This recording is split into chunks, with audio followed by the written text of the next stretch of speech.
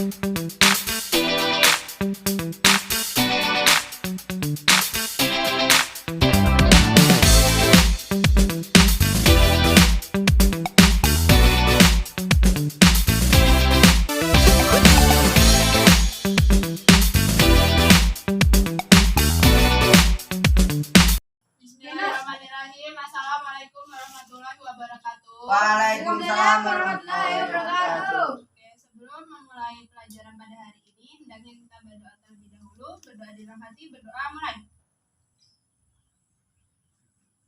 Berdoa selesai. Oke, selanjutnya di sini Ibu akan mengabsen terlebih dahulu ya, biar tahu siapa saja yang hadir pada pelajaran pada hari ini. Yang pertama Aldo Fernando, Kelvin Helwijaya, Noval Fajri Putra, Enggak berangkat. berangkat ya. Jidan Mulyana, Hadir. Windu Prasetya, Hadir.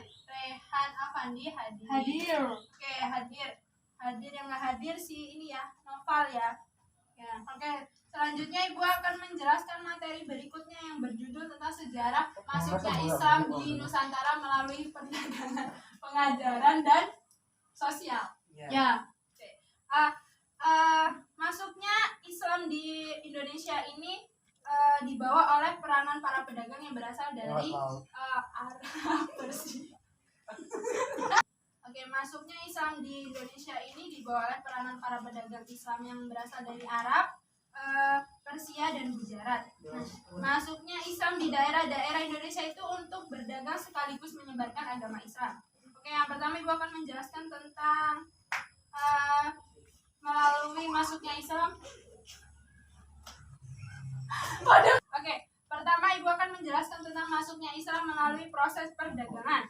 Nah, penyebaran Islam di Nusantara ini melalui proses perdagangan, artinya pendakwah atau sekaligus dia itu pedagang, dia itu di sela-sela berdagangnya itu dia menyebarkan agama Islam di sekitar daerah perdagangannya itu tadi ya. Nah, dia memanfaatkan waktu tersebut untuk menceritakan agama Islam di mana, tata cara sholatnya di mana, gitu kan.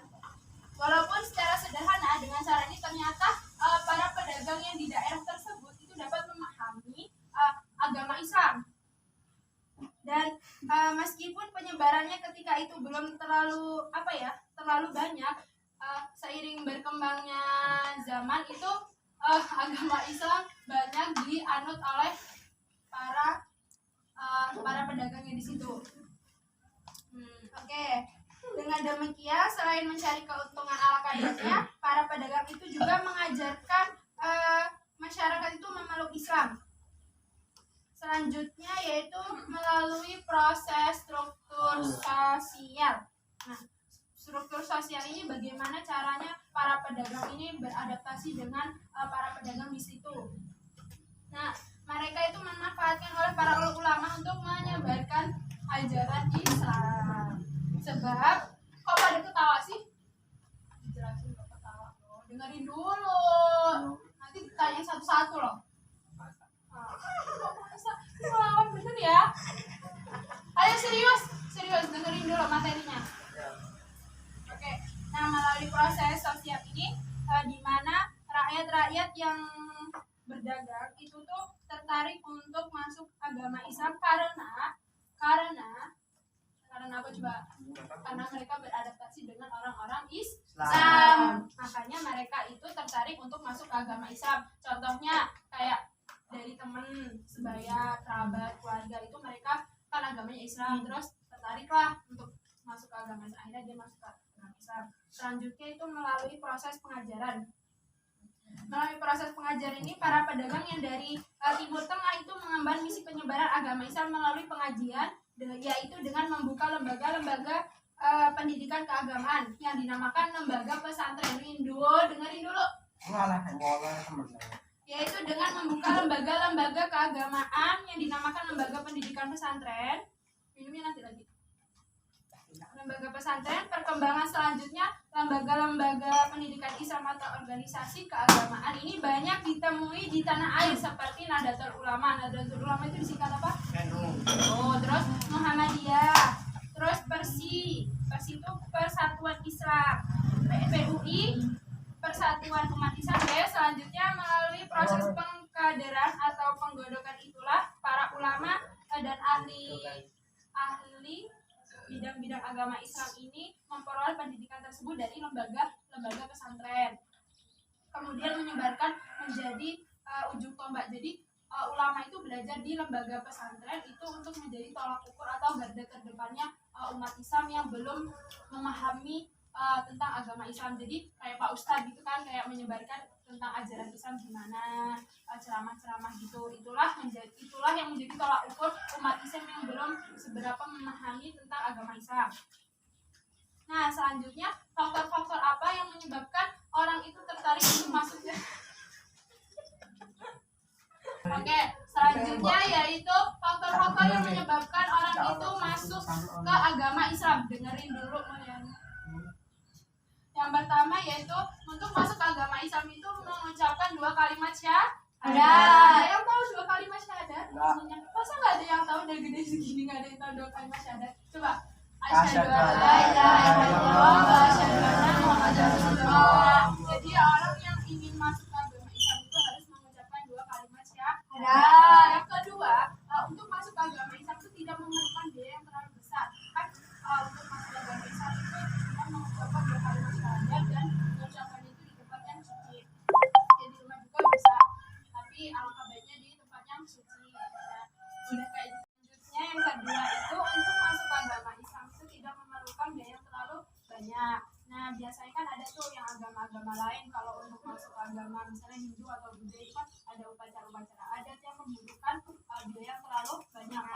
Kalau untuk masuk ke agama Islam itu kan tidak memerlukan biaya yang terlalu banyak, hanya mengucapkan 2 kalimat syahadat dan memahami tentang ajaran Islam. Selanjutnya, ajaran Islam itu tidak mengenal jabatan atau tahta. Contohnya seperti ini. Manusia itu semuanya sama di hadapan Allah. Kaya miskin itu sama nanti di hadapan Allah. Nggak ada perbedaan sama sekali. Tapi biasanya manusia yang di dunia ini terlalu membanggakan jabatan dan tahta. Misalnya nih orang kaya, terus dia orang miskin nanti doang jadinya. Jadi disitulah mereka nanti akan berkelahi atau salah persepsi lah, itu salah paham tuh. Nah, selanjutnya upacara-upacara keagamaan itu sangat sederhana di agama Islam. Jadi kayak misalnya sholat, terus apa lagi ya? Mengaji, terus datang-datang ke kajian. Nah, agama Islam itu di Indonesia itu disesuaikan oleh tradisi bangsa Indonesia. Jadi untuk masuk ke agama Islam itu biasanya menyesuaikan adatnya, misalnya adat orang Jawa, Sunda, ataupun apa lagi? Biasanya Lampung ya biasanya. Nah, itu dia menyesuaikan tradisi adat orang tersebut. Nah, sekian dari penjelasan Ibu. Apa ada yang ditanyakan? Nggak paham semua? Paham. Jadi, oke. Di sini Ibu akan menyimpulkan pada materi pada hari ini. Yang pertama, masuknya agama Islam itu dibawa oleh para pedagang Islam. Terus yang kedua, untuk masuk ke agama Islam itu tidak memerlukan biaya yang terlalu besar, hanya mengucapkan 2 kalimat syahadat. Apa tadi 2 kalimat syahadat? Oke, sekian penjelasan materi pada hari ini. Mudah-mudahan pada paham semua ya. Insya Allah paham semua. Dan semoga bermanfaat bagi kalian semua. Oke, akhirnya kurang lebihnya mohon maaf. Billahi taufiq wal hidayah. Wassalamualaikum warahmatullahi wabarakatuh. Waalaikumsalam warahmatullahi wabarakatuh.